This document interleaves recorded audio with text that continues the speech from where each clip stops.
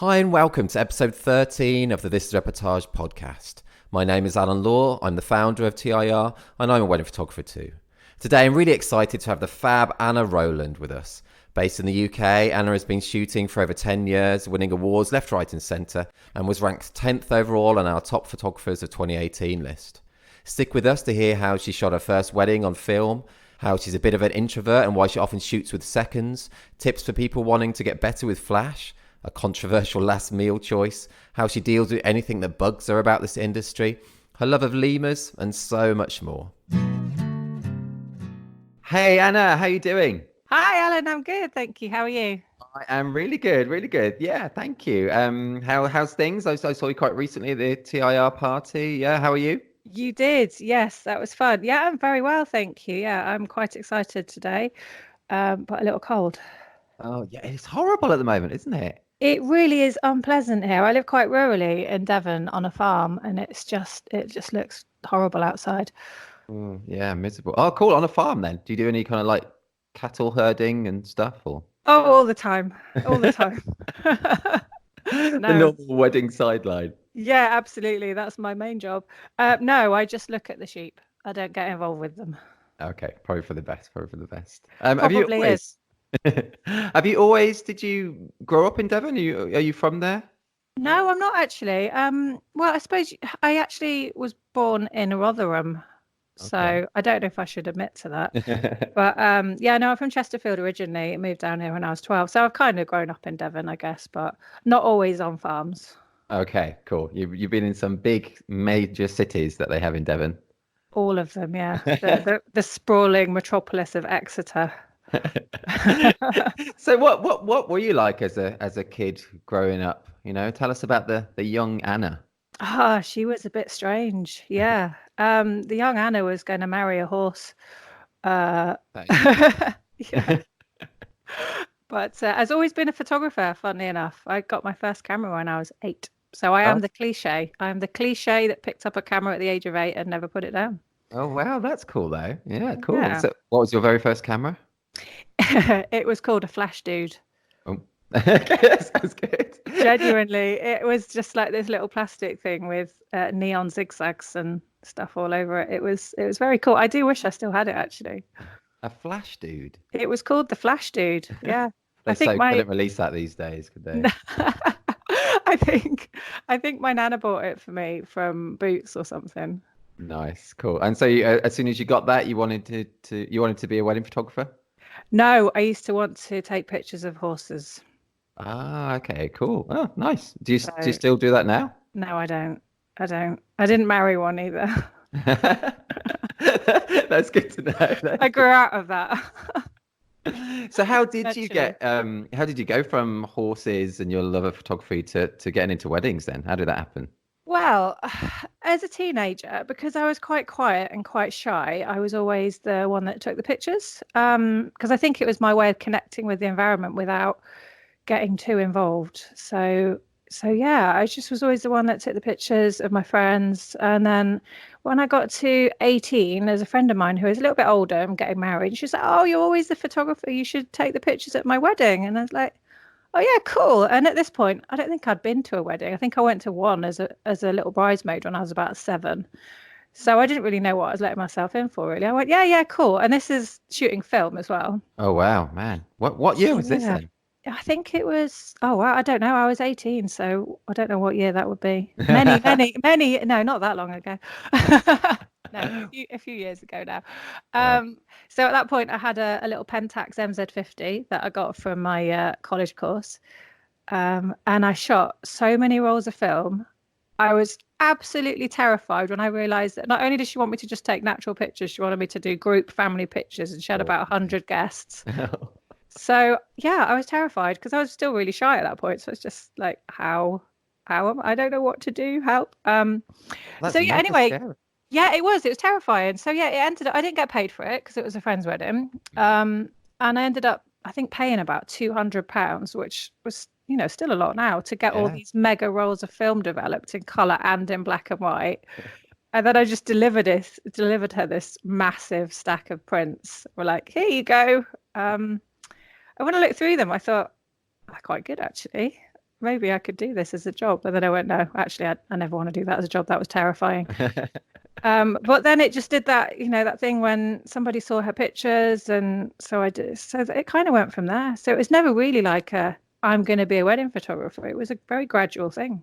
Okay, cool. So she must have been really happy with those prints, though. Well, I think she didn't get back to me for about a week. So it's the most terrifying week of my life, probably. Like, oh, she's going to hate them. But yeah, she must have been. They're not That, together anymore, though. oh, okay. And I'm sure that's something to do with your photos. I'm sure. Hopefully not, no. Man, so that your first wedding's on film. So yeah, you've been doing this for like over 10 years, have you now? So what wedding Wow, yeah, photography? yeah. I went full time in 2007. Wow. Um, Yeah. yeah. So, and prior to that, I used to do it part time while I was temping. So I think I shot my first ever wedding after that terrifying one. I think my first one was in 2003. Right, okay. And Was that on digital then? yeah, that was digital. I very quickly moved to digital after that massive mistake and expense. I was a student at the time, so I couldn't, to lose £200. But then they did, bless them, give me, I think they gave me £100 as a thank you. Oh, okay. But you still were out of pocket. I was, yeah, I always felt like saying, well, maybe you could just double that. Well, if she's listening now, maybe she'll send you a little retrospective check or something. Yeah, well, we're not in touch these days, so yeah, maybe I just send it to her. So you said you were a student at the time. What were you studying? Studying photography, Oh, you GCSE. were. I know, because I went to college to do GCSEs because I left school early. Right. So I did GCSEs in college. A few things really. Maths, which I think I ended up getting a U in because I just never turned up. So there was never going to be a career in accounting for me. English and photography. And I think I did like a business admin course or something like Okay. that. Cool. Yeah. That's all very useful though, I guess, especially the business side, because it's so important for our work. It is. It is. They're not skills that came that quickly to me, so it was a bit helpful. And as I said earlier, you've been doing it for over, well, it's like 12 years now. How has the industry changed since you first started, do you think? I think a lot of people are saying there's a lot more photographers, but I don't. Yeah, there may be a few more, but I think a lot come and go because I think a lot Mhm. see this job. They maybe go to a wedding, they quite enjoy photography and think, oh, this is cool. I want to do this. And they realize it's actually quite hard. So people come and go. I've seen a lot of people come and go in my time. I know that makes me sound like a right old sage, doesn't it? But I don't think it's changed vastly. I think the documentary style was still a thing when I went full time, Mhm. back in 2007. So I've not seen huge changes. I've seen a big change in the industry side in the conferences and workshops, things like that. That they weren't really around when I started out. So that I Okay. feel like Do you that's think quite new. do you think that's for the better in general, or what are your opinions on those? Yeah, I think they're cool. I think you should always keep learning. I've been doing this, like I said, forever. And you can learn something from someone who's been doing it for a year. We've all got things to Mm. learn from each other. So I think it's super important to stay connected with that and, make friends who are doing the same job. And, I think it's definitely a community is a good idea. Yeah, that's so true. Because it is, I know I've mentioned it before in other ones, but it is kind of I find it quite a lonely industry. So it's awesome to meet those people at conferences and things. It really is. It really is. I remember I hit a bit of a low point. I think it was 2013. And I actually remember I had this TP wedding in Somerset. And it was a lovely wedding. People were really lovely. And I went and sat in my car while they were eating to go and eat my sandwiches. And I felt really lonely. And I just felt like, oh, like, don't, it's such a sociable job, but you still ultimately, you're an outsider. So as much as Mm. even if you do get involved and everyone's really friendly, I did get that point, and I didn't really know that many other wedding photographers at the time, I don't think. But I just remember sitting there going, oh, I think I'd quite like a second shooter or something. Like I feel quite lonely. Yeah, I totally agree with you. It's strange. You're at this huge party and yet you're not really properly part of it. It's bizarre, isn't it? Yeah, and I think maybe that's because I'm a bit of an introvert as well. So I do get involved as much as I can, but I am still quite shy. So Right, I yeah. don't really dance on the dance floor. I might like sway a little bit, but I don't get fully. I know some of the guys that we don't get fully involved, and I try to a bit, but I am ultimately still that shy kid with a camera, so I tend to And just sit back. and from that point when you felt a bit lonely, did you change things? Did you start having a second photographer? Do you shoot on your own now, or more with seconds and things? Bit of both, really. But yeah, no, I started working with seconds after that point. So it wasn't really that I even felt like, obviously the dual coverage in the morning is useful because you don't have to run around between the two and try and work logistics out. But yeah, it was mostly for company. So it's just like I ended up paying people, £250 just to be my friend. Be my friend for a It's day. sad. I just want a friend for the day. And it's good to bounce ideas off each other because at that point I was kind of getting into off-camera flash and trying to, just do something a bit different. So it was good to have someone there that I could, use as a light tester as well and Oh yeah, talk about yeah. ideas and things like that. And I made a lot of friends that way as well. So, that was cool. Oh, that's really cool. Yeah, and took you mentioned your off-camera flash there. You wrote a really good "This Is How" piece for us a while ago about how you got a certain Reportage award. I'll include a link to it in the post if people are checking out this podcast on the site. And in that post, you talk specifically about your use of flash, which is brilliant. Do you have any kind of tips, bits of advice for people who are looking at getting better at using flash specifically? Yeah, I think it's a lot easier than a lot of people think that it's going to be. I mean, I remember for years I used to say, "Oh, I'm an available light photographer. I don't use flash." The most of that for me personally, I'm not saying it's the same for everybody, was that I was a little bit scared. I used to to turn it on ETTL, and it would just be this uncontrollable burst of light that I didn't know how to manage. So I go, oh no, I'll turn that back off again and put it back in my bag. And when I did learn to use it properly and just worked around the very basic settings, I just found that it lifted my coverage for things like, you go into those rooms sometimes and they're big dark oak panels and you can't bounce your flash off it because everyone ends up with bright red faces. And for things like that with speeches, I just think it made life so much easier. And when I was editing more than anything. So yeah, I just think it lifts the coverage just a little bit. But it's not, some weddings I don't even take them out of my bag again. It totally depends. Yeah, and it's cool, and you've got those that toolkit to bring out if you need to or want to, which is great. How did you personally get better at using Flash then? Did you go on like workshops or did you just learn yourself? Bit of both, really. I think a lot of it was just trial and error and just getting over the fear of it. Because so much of it was fear. But once I think, how did I do any workshops? I should remember if I did. Well, you've been in it a long time, Anna. It's all right. I If you've know forgotten. my memories are starting to fade. I'm getting to that age. No, but that's cool. And you actually do you do training and mentoring yourself though, don't you? So if people want to learn about Flash, I guess that's something that you could cover, but I guess you cover loads of things. I do. It's funnily enough, it's funny because I see myself very much as a documentary photographer. So I don't see myself as the portraits guy. But I remember you saying to me at, I think it was one of the Nine Dots parties last year. So I think I remember you saying, "Oh, I know you for portraits." And I'm like, really? Oh, I meant that in a very complimentary way, I though. think you were quite drunk at the time. You probably don't remember.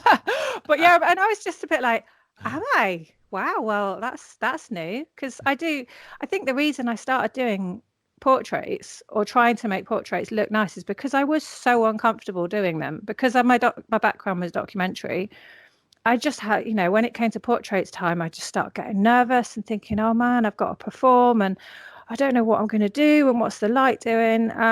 So I really pushed myself into that. Like I went right straight into that fear zone just so that I could feel more comfortable with it. That's cool. Yeah. So I do a lot of training with that because, again, I think a lot of the people that come to me for mentoring, again, maybe don't use Flash as much and they're quite documentary based. So similar sort of background to me. So I think that's maybe why I can relate and help with that.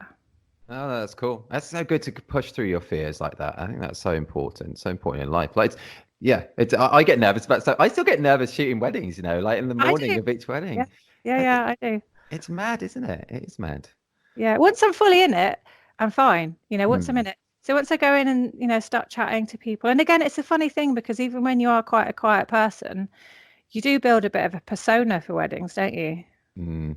So you go in the morning and you start chatting to everybody. And, I think if that was real life me, I would not walk into a room and start chatting to everyone like that. I'd sit in a corner drinking tea and feeling awkward, probably. That is so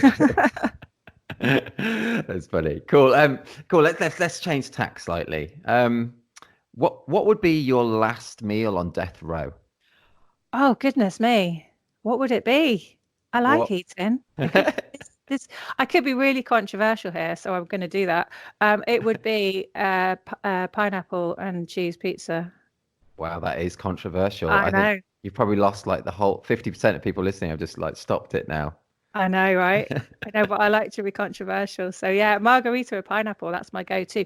Or failing that, it'd just be loads of mashed potato because that's my other favorite. So I'm very classy with my choices there, aren't I? Could That is say very something really classic. fancy, but no, mashed potato and a pineapple pizza. That's right, cheap date. That's good. Cheap date. Yeah, that's me. That's me. You know what though? I've never even had pineapple on pizza. I've got to try it. It might be Why would you not do it? It's so good. You know, like the parties in the 80s where they had cheese and pineapple on sticks. Oh yeah, yeah. It's the best thing ever. Why do they not have that at wedding buffets? I mean, to be honest, I don't do that many weddings with wedding buffets, but I think they should be brought back Let's do it. Let's make a with stand. cheese and pineapple on sticks and vol au vents. What are vol au vents? You don't know what a vol au vent No, I is? don't. No, I Come actually on. don't. I don't. It sounds cool. They're like little puff pastry things with a hole in, and you fill them up with, I don't know, whatever you want, mushrooms, prawns. That sounds good. It's been a while since I've had a vol au vent, actually. I think it might have actually been the 80s. It's a cool word. Rolls off the tongue nicely. It is, isn't it? It would fit in well at a wedding these days, I think, a vol au vent. Maybe we should bring those out for the canapes. Let's do it next to your TIR Oh, party. that'd be amazing. Cheese and pineapple on sticks and vol au vents. Yes, do that. Let's do it. Let's do it. We'll do I'll be there. it. So if you weren't a wedding photographer, what do you think? What would you do for a living if you weren't doing weddings? I would almost certainly be one of two things. I would have either have stayed doing what I was doing, which was working in the medical profession. I used to be a phlebotomist. A And what? phlebotomist. So I used to do nurse training. So I did taking blood from people. Oh, right. Okay. Wow. Gosh. That's what a phlebotomist is. So yeah, I started off doing nurse training and did blood pressures and phlebotomy. You Yeah. like you like that word? Yeah, I know it is a good word, and people normally go to do what? So you've seen a lot of blood then? Yeah, I quite enjoyed it in a sadistic way. It's quite satisfying, actually. Are you not squeamish at all? Not really, no. Okay, But cool. I don't watch horror films, so I don't like seeing anything suffering at all, so I don't watch horror films. But when it comes to real life, if somebody bleeds, I'm pretty good. I'm pretty good to have around if someone gets hurt. That's cool. That's good to know. Yeah. So you'd either do that, did you say? And what else would you do? Or it'd be working with animals. Oh, okay. That's So nice. yeah, so I have a background in conservation. So that was how I really what I really wanted to do with photography actually was be a wildlife photographer. Oh, cool. You could So still do that. I still could, yes, I still could. I'll look into that. This chat inspired me to do it. Inspired you to get out of weddings and Yeah, into that's it. animals. I'm off. The moment of clarity. So you've shot over 600 weddings, which is like a massive number. You must have seen almost everything now. What have there been weddings that have really kind of stuck in your mind for some reason out of that huge 600? You know what? I get asked this at almost every wedding, and I think it's even more than 600 weddings now. I must try and count again. I don't know how I'd start that, but Right. no, I get asked at every wedding, what's the most interesting? What's the most crazy? What's the worst thing? You know what? Nothing really that crazy has happened. Honestly, nothing. I've not had any big fights break out. I've not had anyone not turn up. I had That's one good. bride who was so drunk she couldn't stand up and nearly didn't get married. But I Okay. mean, that's not that noteworthy. Well, that's quite noteworthy. Wow, she couldn't even stand up. Wow. No, well, I mean, the poor girl, she somehow, I don't know how it happened, but she had something like 8 flower girls, and none of the parents for these flower girls are present. So it was just her, the Right. bride, getting ready on her own with 8 flower girls. And I think she just drank loads of champagne and got really, really drunk. But I think anyone would have done the same in those circumstances. So when it came to the Yeah. ceremony, she was just swaying all over the place. That's funny. At least you had the photos to remember her wedding by though. Yeah, the ones where she's standing up straight are the ones that I put in. Oh, that's funny. I mean, you've done quite a few destinations though as well, haven't you? I mean, any really memorable one of those that you've really enjoyed or? Yeah, Iceland this year. That was a highlight. Oh wow, cool. That was super cool. Yeah, and the bride is a photographer from Mexico. So, Oh wow, did you feel extra pressure doing another wedding, another photographer's wedding? funnily enough, no, I didn't actually feel that because I wasn't really thinking about it. It was such an amazing wedding. Everything about it was absolutely perfect. We had golden light and rainbows, and Nice. the couple were just so good together that I was just fully in the moment. I didn't really think about pressure or anything like that. I was just loving it. It's That's like good. this is a peak. I can retire now. I've peaked. I thought you said this is a pig. I thought you No pigs in Iceland. No. Well, there probably are somewhere. I didn't see any. I'd like to go to Iceland. I've never been. And you're going to Norway soon, aren't you, as well, for fun? I am. Yeah, for fun. I'm going to Norway tomorrow. Nice. And you were saying just we chatted just before starting this, how it's going to be kind of dark almost the whole time you're there. Yeah, because this is exactly what you want to do when you leave the cold, dark UK, is go somewhere colder and darker. I know. We started off going, let's go away in December and let's go somewhere nice and warm, and we'll go on a bit of an adventure. And somehow we ended up in Norway.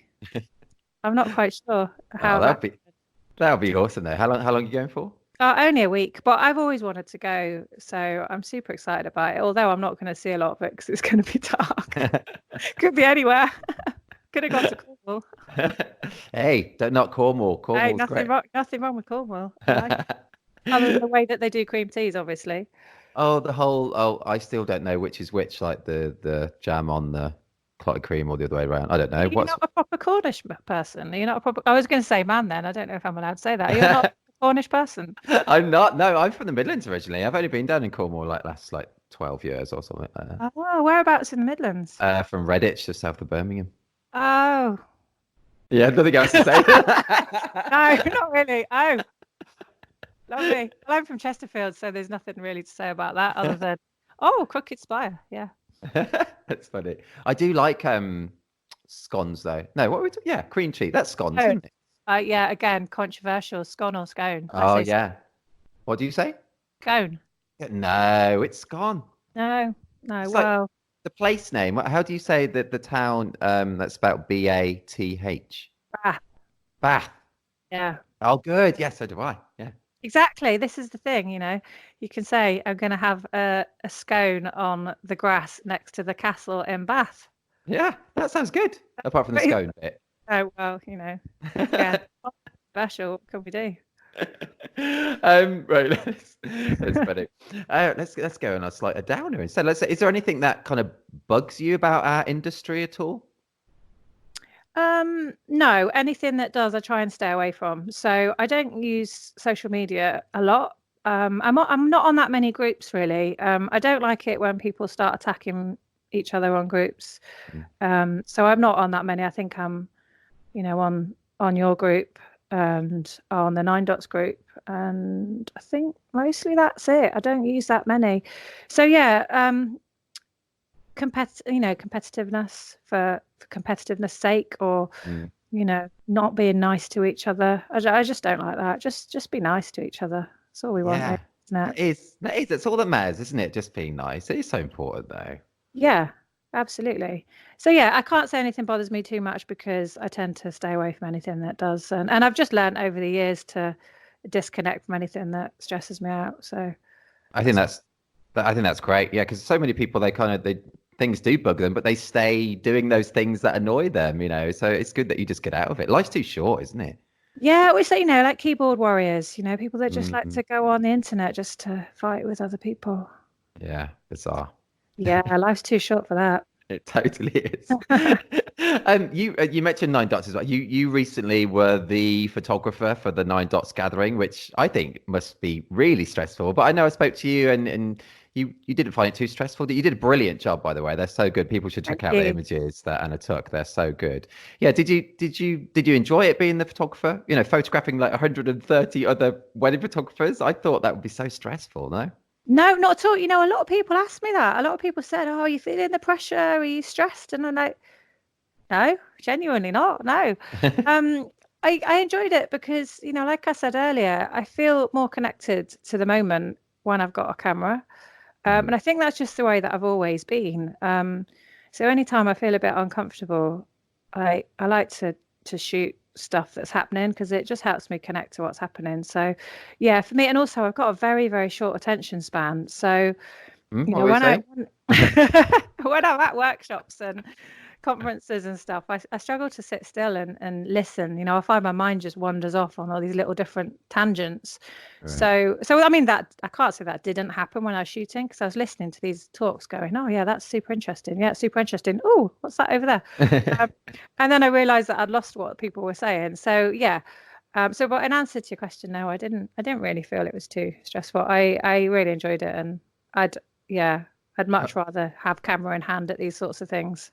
Okay, cool. I understand that, I guess, but yeah, if it was me, I would have been super stressed. But you just nailed it. So good. Were you not even nervous, like handing over the images to Nine Dots guys or anything? No, just all. No, not really, because I thought, you know what, I've done the best that I could have done. In fact, no, Mm. that's a lie. I did do my best, but every set of images I deliver, and it doesn't matter who it's to, I always see the holes in it, and I always think to myself, why didn't I do that? Or I should have done this, or I wish I'd done that. So yeah, there were certain like regrets that I felt when I handed it over, thinking, oh, I don't really got much of this, and I should have got more of that. But I do that all the time. That's just something that I'm used to having, that kind of internal dialogue with myself. But yeah, once I handed them over, I knew that I'd worked hard, and I knew that I got a few good moments and a few reasonably creative shots. So I thought, you know what, if they love them, then that's super cool, and if they don't, then that's a shame. But I did what I did. That's cool. And you honestly totally nailed it though. They're brilliant. People should check them out. I'll put a link to the photos as well, actually, in the post as well. So yeah, absolutely brilliant, Anna. It was awesome. And you got a lot of the table tennis, which is very good. Very good. I got a lot of the winning shots. Yes, I did. I was there. I knew where it was going to be happening. I knew it was all going to be around you, so I got myself in place early. Oh, it was great. It's such a cool time. It's a time of the year now when like most photographers, are pretty quiet. Thinking about maybe the next year ahead. What do you kind of generally do in the quiet season in this kind of downtime? I like to sleep and drink lots of tea and stroke my cats. No, I do those things, but I do those all year. Um, no, in the quiet time, I like to. I don't, I'm going to be completely honest. I just like to rest and try and Yeah. travel a little bit if I can, because I love to get out, and I'm a very kind of outdoorsy person. I like to travel. I like to see the world. So even if that part of the world is somewhere else in the UK that I've not been to yet, then I try and do that, or go mountain biking, or just something fun. That's cool. Oh, it's so important. You have such a busy year. It's important to have downtime and enjoy yourself at this time. For sure. I joke about it with my clients as it being my holiday, like between, November and February, that's my holiday. And it kind of is. And I use that time to work on the business and think about what I'm going to do differently next year. But yeah, and also reconnect with my physical self and get back into exercise again. Because over summer, you've got, particularly when you're a parent as well, you've got so many things that you've got to be doing, that exercise is often one of the things that drops off. And it's quite important Yeah, for me, as well as I know a lot of people, to stay fit. So I try and get back into that as well. that's cool. And what do you do to keep fit? I go spinning usually Oh, and do cool. yoga. Yeah, so spinning and yoga are my two things that I actually enjoy. Running, I just can't stand running. Oh, Normie, I hate running. I can't believe anyone who says they enjoy it. I do not believe them. I don't enjoy it at all. I tried to get into it recently, running with my dog, um, but she didn't enjoy it either. Actually, she got tired before I did, and it was not fun for either of us.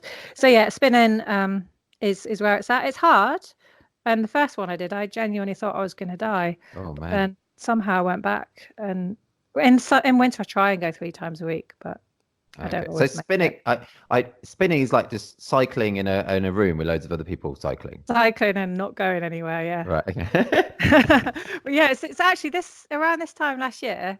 I was chatting with Rousey, James Rouse, Yeah, yeah, lovely guy. and he said to me, he's like, Anna, you go spinning, don't you? And I said, yeah, yeah, I do. And he's like, do you fancy going mountain biking? And I was like, well, my bike doesn't go anywhere when I'm spinning. Like it doesn't move. And he's like, yeah, yeah, you'll be fine. You'll have, like leg strength or something. So do you want to go mountain biking on New Year's Eve? Because we went up to Aggers last New Year's Eve. Oh, cool. Yeah. And then he sent me the track that we were going to be doing the day before we went to do it, and it was just this full on downhill mountain biking. Like, okay, that's mildly terrifying, but I'm just going to say yes. So, and honestly, I think it was the best day of my life. So that's my Oh, my awesome. new hobby. I love mountain biking now. So I'm actually thankful to Rousey for that. That's Gave me cool. a new love. Oh, I have not seen him in a couple of years. Not since we had a little badminton challenge, which I won, James. I won. Look. He's very unsociable these days. We need to get him out. In fact, I think he's going to Elevate. Oh, cool. I'll see him in March. Are you coming? I am. Oh, awesome. Yeah, I'll be there. Just go out the room when I do my talk. You can do that. It's fine. Well, I don't know. I think I want to be there absorbing everything that you have to say, Alan. You mentioned earlier on there as well that you're a parent, and so how do you find that balancing being a parent and being a wedding photographer? It's a subject that I think a lot of wedding photographers are really interested in. I think that kind of balance. Yeah. So how have you found it? Well, to be honest, when he was little, it was great. It was ideal because I had him all week, so it wasn't too bad going away at the weekend. Hmm. Since he started school, it's been a bit harder because he's at school all week, and then How old is he? I'm away on a Saturday. He's 8 now. Oh, cool, cute. Yeah, so now since he's got a bit older, I've been trying to get the work-life balance right, like my whole life. I still haven't got it right. I don't think anyone ever does. Yeah. But yeah, now I try not to do weddings every Saturday now. So I try to maybe just do 2 or 3 a month during summer, and if I can pick up a couple of weekday ones, then I do that. Oh, that's cool. Yeah. Yeah, because it's trickier in a way, isn't it, when they're at school? Because then, yeah, with a weekend job like we do, you're never going to see them. It's tricky. No, exactly. I'm lucky that my mum is a really great nana and he loves spending time with us. So it works out well that he gets to spend the weekend with her. But yeah, I'm conscious that they do grow up super quick, and I do want to be spending these weekends with him as well and go away and do stuff. So I did do that this year. Actually, I think this year was the first year I actually implemented that and made a decision not to take weddings every Saturday, and I'm glad I did. Oh, that sounds like a really good idea. Yeah, really Yeah. good. Um, you mentioned earlier as well how you're not into social media that much, but in terms of marketing and kind of getting yourself out there as a business, what's been the most effective for you, do you think? Word of mouth, I think. And again, because, I've got the advantage that I've been doing it for such a long time. So I do still get word of mouth, and also venues that I've worked at that I've shared images with, suppliers. Um, I've got to say, I think probably 90% of my bookings come from there. I don't really do any marketing. That is, my previous clients, looking after them. That's my marketing really. Well, that's cool. That's great. You can't do better than that, though, really, can you? It's awesome. It's free as well. Yeah, and I love it, it's great because you get to do these groups of friends and you get to see your past couples before, and I have a really good relationship with my couples. Like I think over the years I tend to attract really cool people, and I feel really lucky about that. I get really nice people, so I get to see them again. And you get to do whole friendship groups, which is a really cool thing.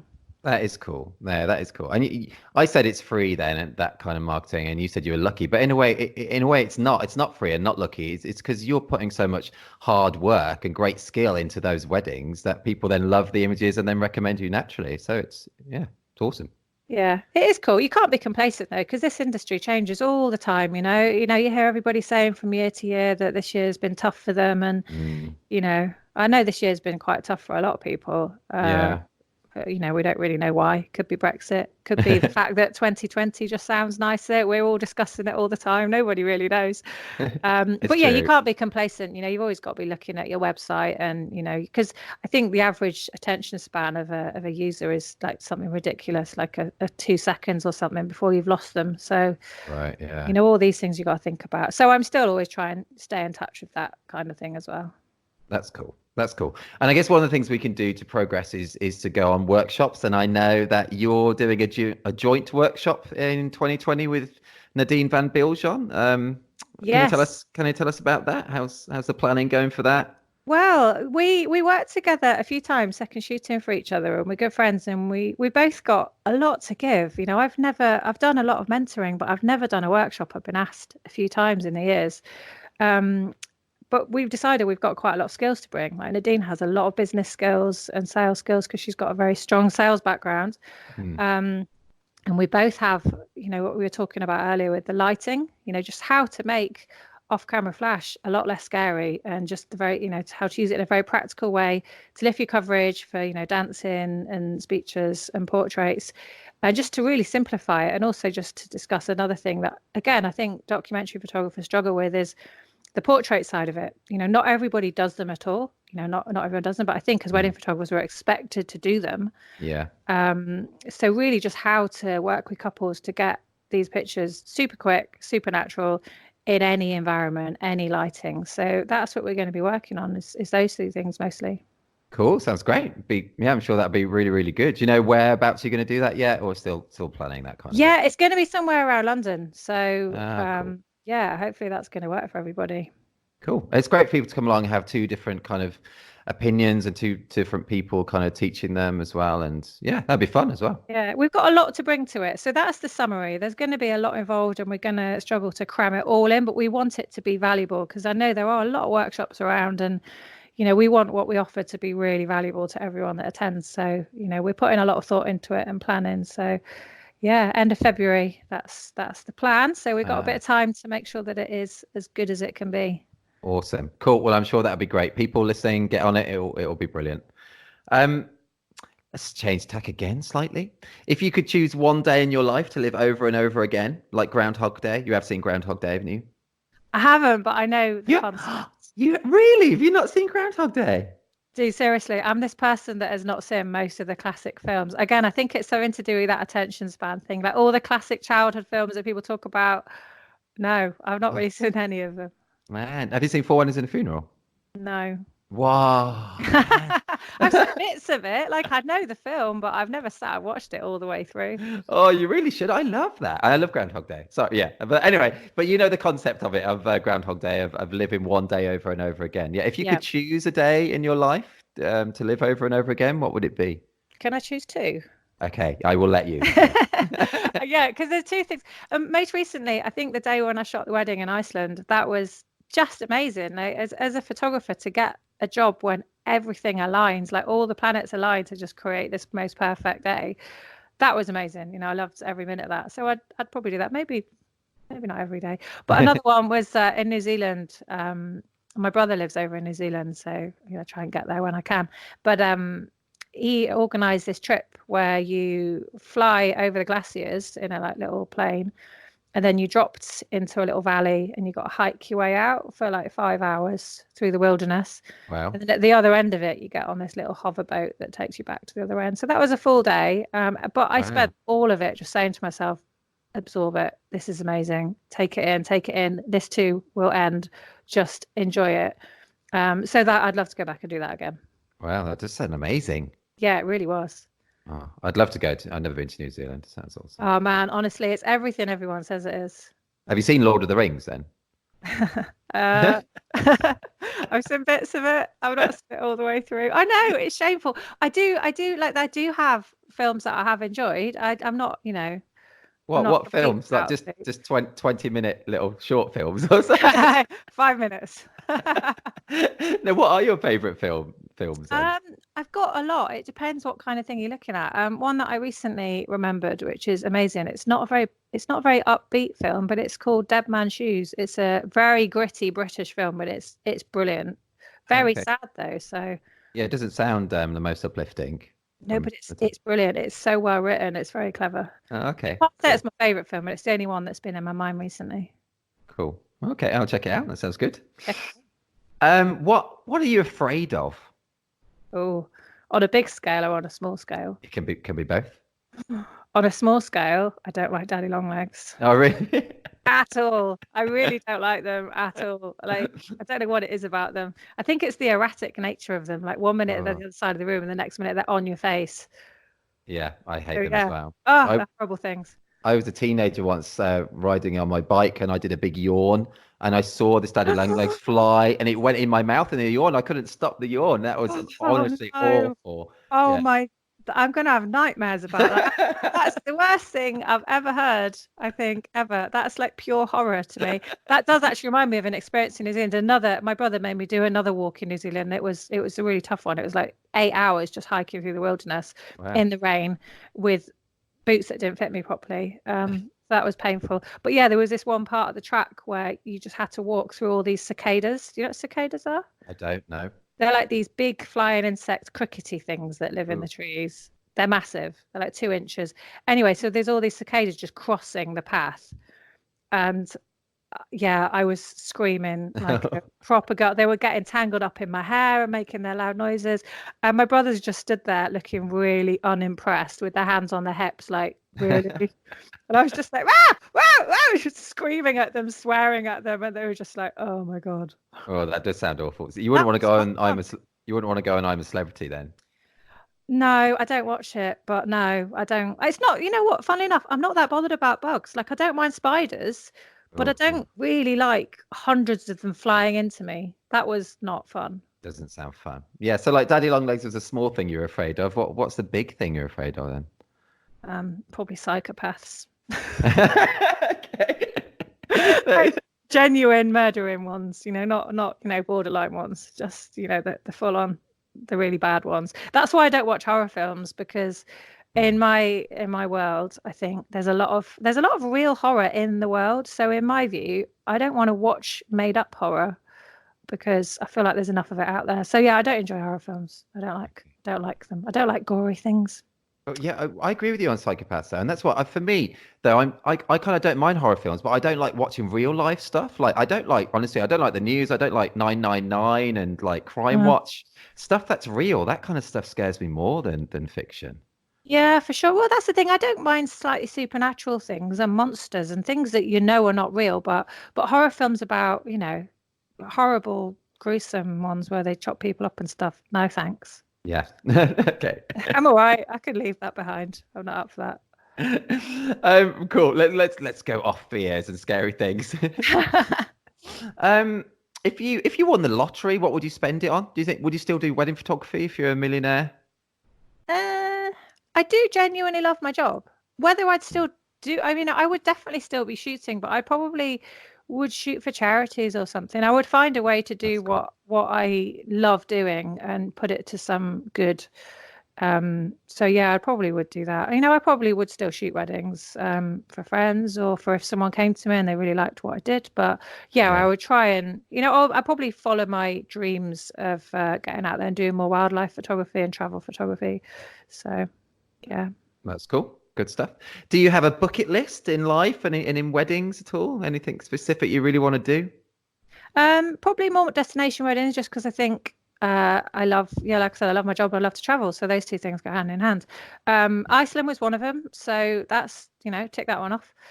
I really want to go to Madagascar. That's one of my next trips. I Oh, don't, I cool. don't think I'd want to shoot wedding in Madagascar. I just want to travel there because I love lemurs, like absolutely adore them. So I Oh, want to cool. work. Okay. Yeah, I want to work with lemurs. That's like a big bucket list thing for me. That's quite close to the top. So yeah, Cool. go there. That sounds good. Um, You could change. You could be Lunar Lemur photography. should be. I could have a pet one that I could just have on my shoulder the whole time. I think that would possibly be quite cruel. I don't think you're supposed to have wild animals, but I like the fantasy of it. That would be very cool, That would give you an edge. It definitely would. It definitely would. It'd be great. I wouldn't have any trouble of anyone not looking at the camera. When you do group photos and everyone's looking at their mate's camera, like that, no one's going to be looking at anyone else. They're going to be looking at the lemur on my shoulder. That is so true. Man, that is sorted. That should be I on know. your workshop, wouldn't it? I would love that. If there's anyone out there that can connect me with a lemur, I will love you forever. So, I think we've got time for one more question. It's been so good. Thank you. It's been awesome. And you've won loads of reportage awards, loads of awards from lots of other associations as well. You're so good. What would be your top tips to help someone get better at the documentary side specifically? I think just watch everything. Watch everything. Really think about your frames. Think about the placement of people in them.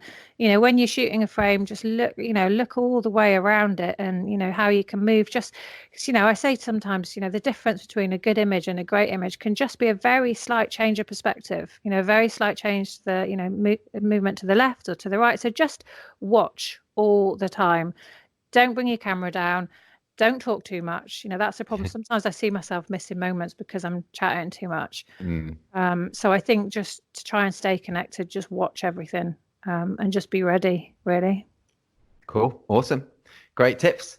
Oh, Anna, honestly, that was so good. That was so good. I really thoroughly enjoyed talking to you then. You gave so much great information. I loved it. Thank you. Great information or just random ramblings. I don't know. You decide. Definitely both. Definitely both. It was Good. awesome. Okay, good. And people listening, definitely check out Anna. She does mentoring, and check out when she does the joint workshop with Nadine later in 2020. That'll be awesome, I'm sure. And yeah, thanks so much, Anna. That was just brilliant. Oh, you're more than welcome. It's been fun. Cool. I'll see you soon. Yes, you will. No doubt. Bye-bye. Take care. Bye. Bye. Thanks for listening to the 13th episode of our This Is Reportage podcast. Love talking to Anna. Hope you enjoyed listening. Head to thisisreportage.com where you'll find links to Anna's work, her This Is How piece she wrote for us, and a link to a slideshow of her images from the 9 Dots gathering in 2019 too. Just brilliant work. By the way, at the time of this podcast's release, which is January 21st, 2020, there are only 4 days left to enter our first collection of 2020. Head to thisisreportage.com to join us and submit to our Reportage and Story Awards. Just to let you know as well that I myself have just announced a workshop, Law School London. Yeah, got to get that little wordplay in. It's in March 2020 and I share everything about the way I work in a very relaxed and fun manner too. It's already nearly 50% full, so if you fancy coming along, all the details are on alanlawphotography.co.uk. If you enjoyed the podcast today, you can subscribe to our show on iTunes to be notified when each new weekly episode is ready, bringing you advice, tips and backstories from some of the world's best photographers each week. And if you have a few minutes to give us a review, that would be massively appreciated. Each review increases the chance of these fab people getting heard by more and more listeners. No poses, nothing staged. This is Reportage. And this is bye for now.